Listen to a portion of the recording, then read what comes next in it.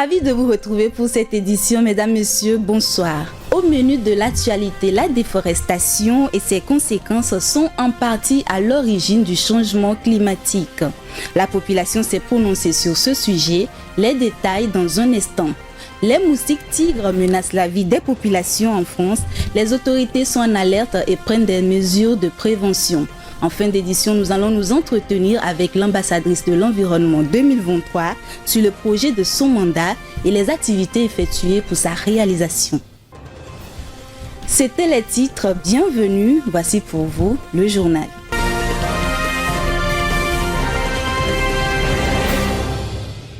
Dans nos activités quotidiennes, nous utilisons le charbon de bois pour faire la cuisine ou d'autres activités ménagères. Au même moment, les forêts sont en danger à cause du déboisement qui a des conséquences graves sur l'environnement. Qu'est-ce que la déforestation et quelles sont ses conséquences sur l'environnement? C'est le sujet de ce micro-trottoir que vous propose notre équipe de reportage au micro de Vivace Amana. Je peux dire en gros, la déforestation, c'est tout ce qui concerne la bataille des arbres anarchiques. Et les conséquences, je peux dire que ça entraîne l'absence des pluies. Nous pouvons constater aussi que ce genre de déforestation peut engendrer un manque des animaux sauvages que nous désirons avoir dans le pays. Je ne peux pas dire concrètement d'arrêter la bataille des arbres anarchiques parce que cela ne peut pas exister. Mais je peux dire qu'une fois qu'un homme coupe un arbre, je veux juste qu'il replante 2 ou 3. Parce qu'actuellement, nous avons besoin de bois pour faire du charbon, pour faire nos besoins, pour nous abriter. Bon, si je leur dis de ne pas les couper, ce n'est pas un moyen efficace. Mais je peux leur dire de couper. Mais une fois que tu coupes un arbre, il faut que tu replantes au moins 3 ou 4. La déforestation, c'est le fait de détruire et sans aucune concrète les arbres. C'est la coupure anarchique des arbres, quoi. En fait, ce phénomène engendre beaucoup de conséquences actuellement dans nos pays, plus précisément au Togo. Parce que ça entraîne la rareté des pluies, c'est-à-dire manque d'ombre pour les passagers, pour prendre le lait, et puis ça entraîne beaucoup de conséquences sur la vie humaine. Moi, le message que j'ai pour adresser à la population, c'est d'essayer surtout particulièrement l'État, d'essayer de renforcer les infrastructures et les ONG qui sont les jeunes, par exemple, qui sont dans ce genre de domaine pour faire le reboisement et puis planter les arbres et puis organiser des événements de plantation comme le 1er juin. La déforestation, je pense que c'est l'abattage anarchique des arbres. Les conséquences en premier, je pourrais dire que ça réduit la pluie. On n'a plus tellement de pluie et on n'a plus d'espace vert. Je pourrais conseiller à nous tous de planter plus des arbres, surtout le 1er juin, de faire ce geste. La déforestation, ce sont tous les phénomènes que l'homme met qui consistent à la dégradation de l'environnement, soit ou bien à la dégradation du forêt tout simple. Oui, les conséquences de la déforestation, on peut dire, ça entraîne la fuite des animaux et la réduction des saisons de pluie.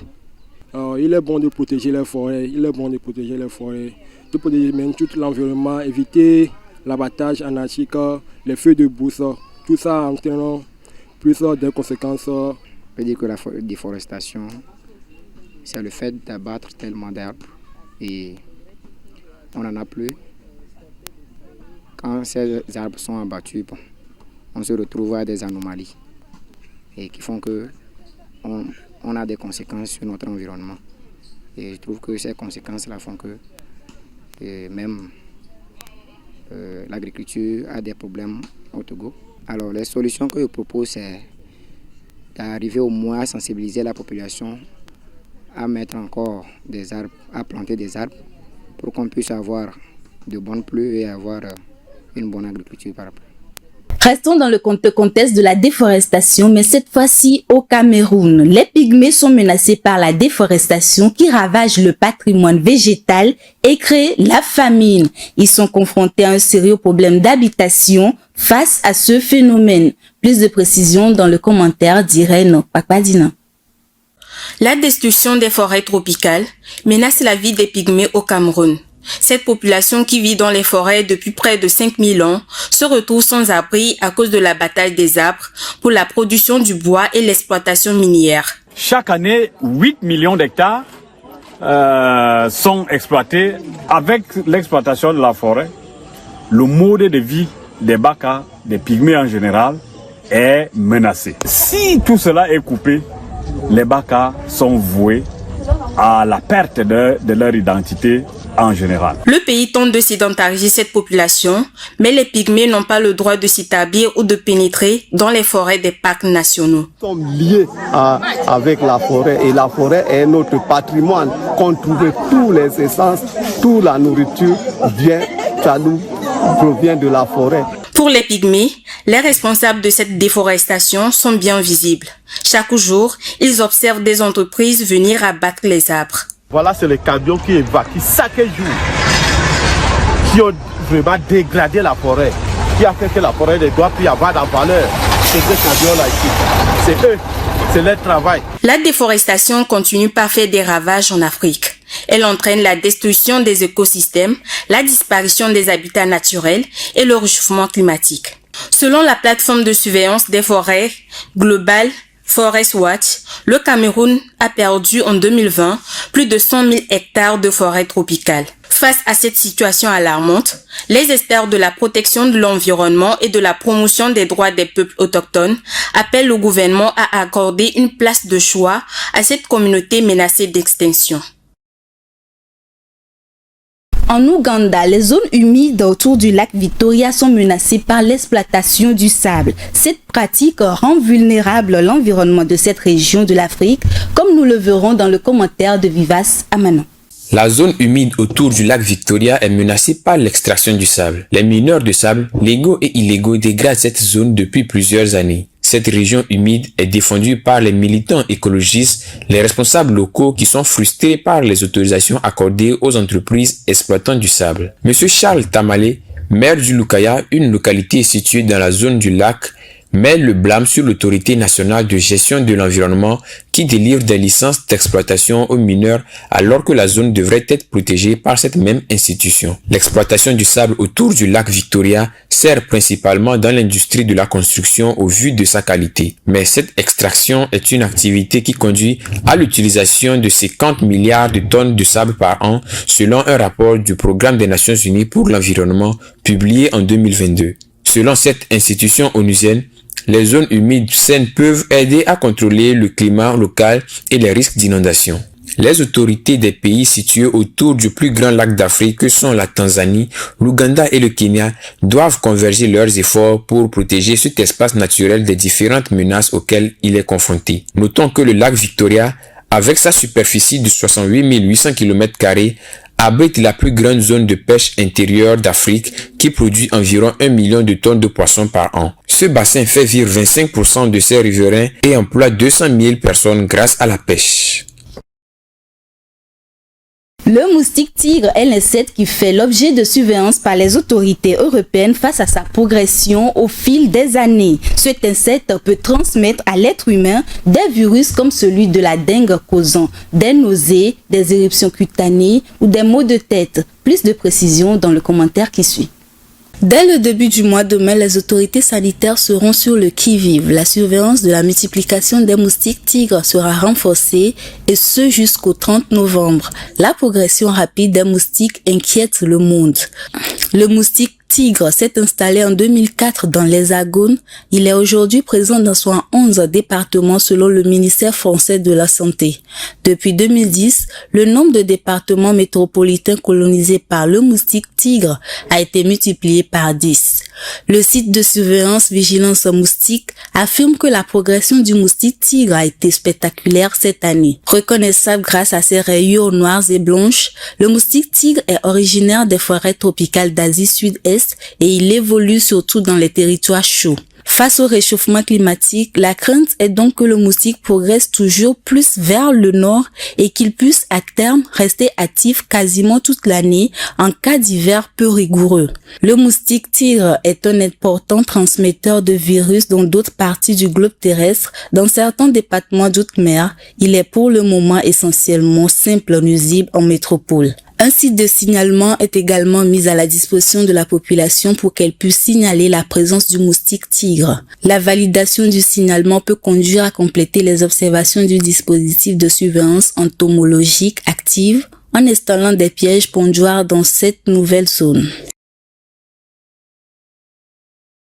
Les risques d'inondation sont accrus et demeurent réels en raison de l'abondance des précipitations en saison pluvieuse. Face à cette situation, la population nous raconte comment elle vit la période pluvieuse et les précautions qu'elle prend pour s'en sortir. Le propos au micro de Irène Papadina.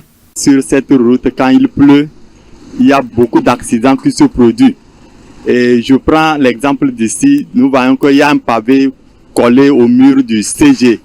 Et les habitants, les piétons cherchent à marcher sur ces pavés. Au même moment, les taxis-motos cherchent à emprunter la voie là.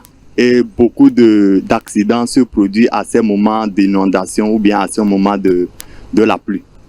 D'abord, avant l'arrivée des pluies, il y a les remblayages qu'on fait. Souvent, dans certaines maisons, s'il pleut là, non, pour sortir de la maison, c'est problème.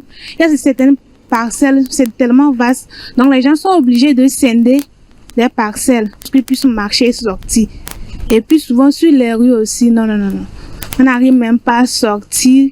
Il y a la boue. Et puis, ça glisse souvent aussi. Nous avons un sérieux problème d'inondation ici. Quand il pleut, l'eau envahit nos chambres. À titre préventif, certains font des remblais. Moi, j'ai cherché des briques pour placer devant ma porte et ma chambre. Lorsqu'il pleut, la voie est vraiment impraticable. Nous prions vraiment les autorités afin de pouvoir construire des réseaux de canalisation d'eau pour régler ce problème. Je veux l'annoncer en titre, notre invitée dans ce journal, c'est bien l'ambassadrice de l'environnement 2023. Laurence Adjoayi-Akwe est son nom. Elle est diplômée en communication des organisations et est également l'égérie qui porte le diadème pour la cause environnementale et climatique au Togo et en Afrique. Ambassadrice, bonsoir. Bonsoir madame. Très élégante. Merci. Et merci de nous honorer de votre présence. C'est un honneur pour moi. Nous allons parler des activités que vous avez lancées il y a quelques jours dans le cadre du projet de votre mandat. Mais avant de rentrer dans le vif du sujet, nous allons revivre les moments forts de la soirée et on revient juste après.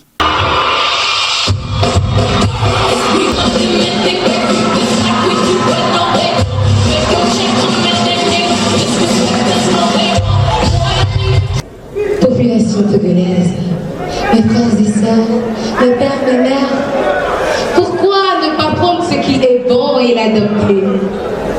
L'arbre, c'est la vie. Planter un arbre, c'est donner la vie. Je ne peux que vous encourager à ne pas dire « Oh, laissez ça ». Mais je vous dirai, ensemble avec l'État, je suis d'accord avec ce projet. Je vais accompagner aussi l'État. Peu importe ce que l'on dira, je planterai aussi mon arbre. Pour que quand je quitterai cette terre, on dise que c'est moi qui vis là-bas.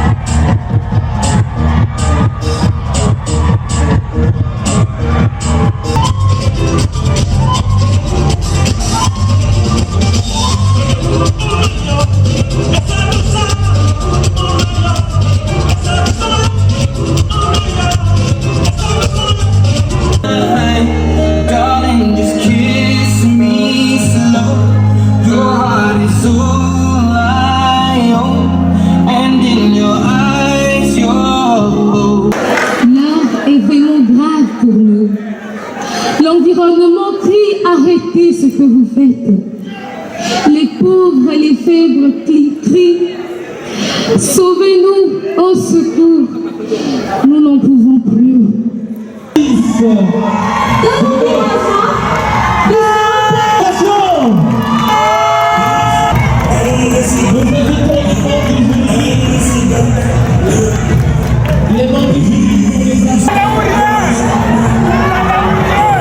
Une soirée émotionnelle qui vous restera sans doute mémorable. Dites-nous, ambassadrice, quels étaient vos sentiments au moment de votre couronnement? D'accord. Comme tout être humain, nous avons des sentiments à chaque situation de notre vie. Et ce jour-là, ce soir-là, c'était pour moi un sentiment vraiment grandiose. Et je ne pourrais vous expliquer ou bien vous décrire avec exactitude ce que j'ai ressenti. Mais sachez quand même que c'était tout un sentiment de joie, de contentement. C'était tout un mélange de tous les sentiments possibles, heureux. Et en même temps de questionnement, parce que je me demandais qu'est-ce qui va se passer maintenant. Ok. Alors, parlez-nous de votre projet de mandat. D'accord.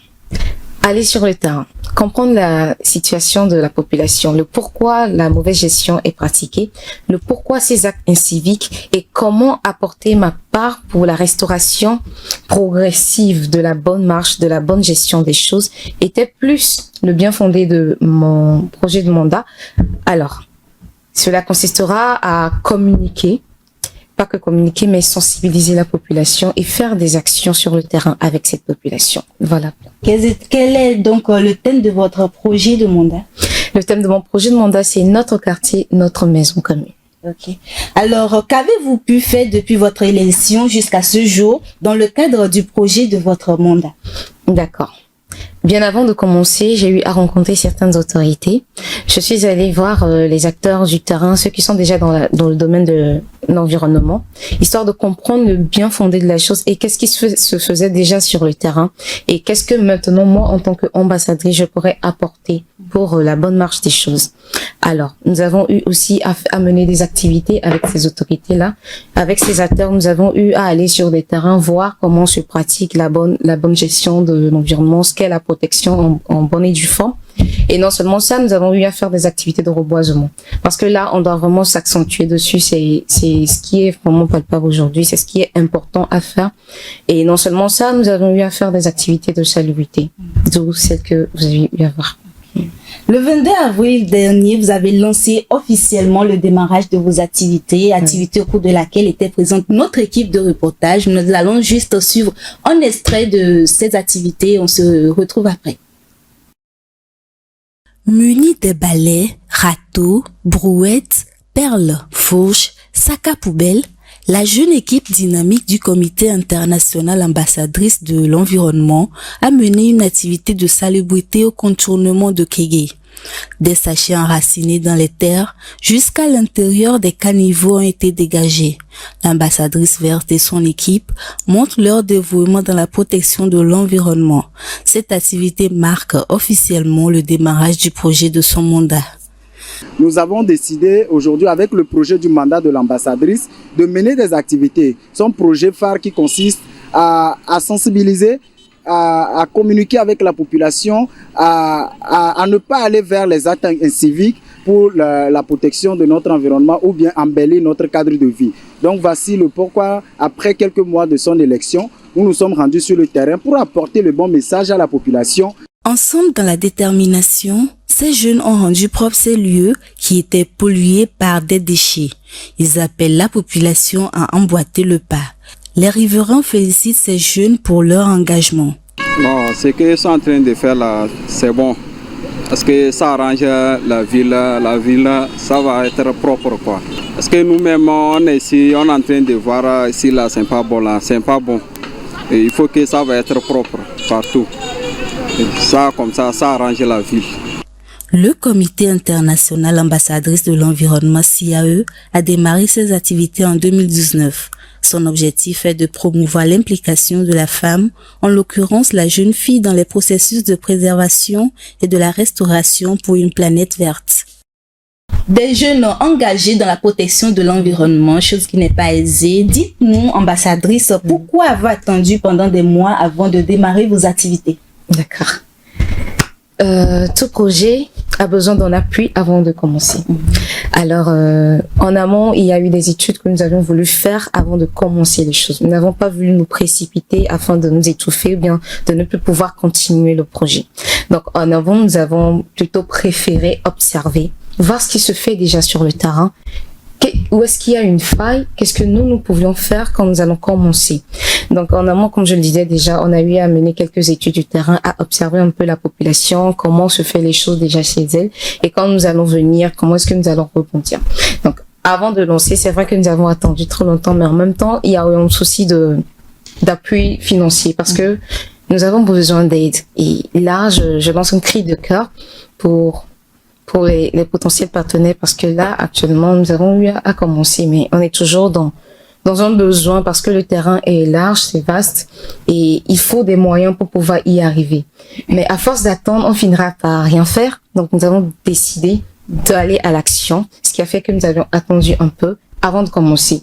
Et ce pourquoi nous avions un peu aussi attendu, c'est que avant de pouvoir faire les choses, il faudrait que le temps aussi le permette. Par exemple, quand je prends le reboisement, nous voulons un temps propice pour cela. Ce qui a fait que nous avons voulu démarrer en même temps avec ces activités-là. Donc voilà un peu pourquoi nous avions attendu. Donc vous avez démarré vos activités au contournement de Kégué. Est-ce que cette action sera faite dans d'autres quartiers de Lomé, voire à l'intérieur du pays? Oui. Ces actions vont continuer. Parce que nous ne sommes plus à l'ère du discours, nous sommes à l'ère de l'action. Donc, nous voulons maximiser dans l'action. Ce qui fait que nous sommes allés sur le terrain et nous avons commencé quelque chose qui va durer, qui va être pérennisé. Nous aurons aussi à faire ces activités-là dans d'autres communes, dans d'autres quartiers. Et non seulement ces activités, nous aurons aussi à regrouper des jeunes pour pouvoir nous suivre dans tout ce que nous ferons. Nous ne serons pas seulement les seuls à le faire. Alors, quelles sont les activités à venir? D'accord. À venir, nous aurons à organiser une campagne de sensibilisation et de formation sur la bonne gestion des déchets dans les marchés de Lomé, à commencer par les marchés de l'EPAM. Et non seulement ça, nous aurons aussi à faire une activité de salubrité publique dans la commune du Golfe 5. Vous avez lancé les activités il y a quelques jours. La population vous facilite-t-elle la tâche ou bien il vous arrive d'avoir des accrochages avec ces dernières? C'est vrai, la population est un peu réticente quand on les aborde parce que c'est comme une chanson de tous les jours pour eux, donc ils ne voient pas trop l'intérêt de ça. Et j'avoue que avant de commencer cette activité que nous avions eu à faire le 22, j'ai eu en amont à sillonner la zone, à toucher la population, à leur demander le pourquoi ce problème-là existe et qu'est-ce qu'ils font. Et ils ont eu à me donner des réponses vraiment. Et tu sens que la population en a marre. Donc quand vous venez comme ça, c'est comme vous faites partie des gens qui viennent, ils parlent mais sans action. Donc là, j'ai compris que la population a plus besoin d'action que de parler, leur sensibiliser, leur dire de ne pas faire ci. Mais ils ont besoin d'une action concrète sur le terrain. Alors, le jour même de l'action, il y a eu d'autres personnes qui n'ont pas voulu adhérer à l'action parce que pour eux, c'est pas le travail de la population. Mais ils ne comprennent pas que ils ont aussi leur part à faire dans l'action. Ils ne comprennent pas que ça provient d'eux d'abord. Pour eux, c'est pas trop leur souci, c'est pas trop leur faute, donc ils n'y touchent pas. Donc c'est à nous maintenant de leur faire comprendre que non, ils ont leur part à apporter dans l'action. Ils ont leur leur contribution à donner, parce que sans leur contribution, on ne peut pas y arriver. Pour éradiquer le problème, il faudrait que tout le monde s'y mette. Ça n'a pas été facile, ça a été vraiment un grand coup de discorde, un peu, je veux dire. Mais finalement, je pense qu'il a un peu compris. Et pas que ça, il y a d'autres personnes, ils attendent les moyens. Alors que au fond ils savent qu'ils peuvent quand même faire quelque chose. Donc c'est que tu prends ton mal en patience, tu y vas avec douceur, tu essaies de l'écouter, le comprendre et lui donner ta vision des choses. La façon dont tu comprends les choses, tu essaies de lui faire aussi comprendre ou adhérer à ta position pour que ça aille. Parce que si la population n'y adhère pas, on aura beau faire des activités, mais ça ne va pas aboutir. Alors, un mot à l'endroit de la jeunesse et à la population sur la protection de l'environnement. D'accord. Très chère jeunesse, très chère population, sachez que ce combat n'est pas que pour une seule personne. Ce n'est pas un combat pour l'État. Ce n'est pas un combat des autorités. des gens qui sont déjà dans le domaine, mais c'est un combat pour nous tous. Quand on parle de reboisement, c'est très important. J'invite tout le monde à reboiser, à planter au moins un arbre, ne serait-ce qu'à tas d'aventure ou à un champ ou à, je ne sais pas, trouver un lieu planté parce que c'est très important. Au bord de nos routes, de nos routes, on a besoin d'arbres. Ce serait bien si nous nous mobilisons, n'attendons pas l'État, n'attendons pas que ça soit un truc où on dise qu'on va nous payer avant qu'on agisse. Un arbre, c'est comme nous-mêmes. Nous sommes un peu comme un arbre vivant. Ces arbres-là, c'est eux qui nous donnent ce que nous mangeons. Les fruits que nous mangeons, c'est eux. Pourquoi ne pas en prendre soin?